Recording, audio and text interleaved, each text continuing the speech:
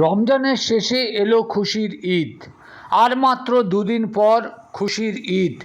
ঈদ উপলক্ষে আলোকসজ্জায় সেজে উঠেছে বিভিন্ন ঈদগাহ ও মসজিদ। রঙিন আলোক মালায় সেজে উঠছে একাধিক বাড়ি।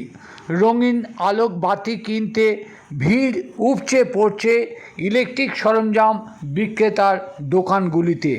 পিছিয়ে নেই রঙিন কাগজ ও থার্মোকল দিয়ে তৈরি ঈদ মোবারক শুভেচ্ছার সামগ্রী বিক্রয়।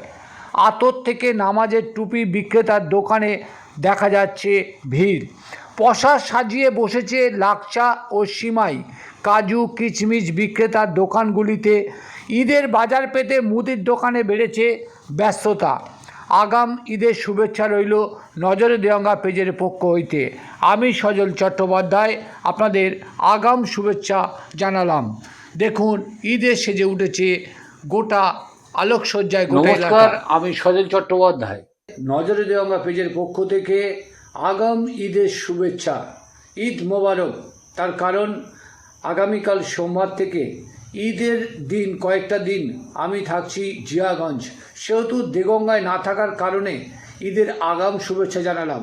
পাশাপাশি একটা আবেদন রাখলাম যে নজরে দেওয়া পেজের পক্ষ থেকে আপনারা যদি নজরে দেওয়া পেজে ঈদের খবর করতে চান, ছবি তুলে ভিডিও তুলে পাঠাতে পারেন।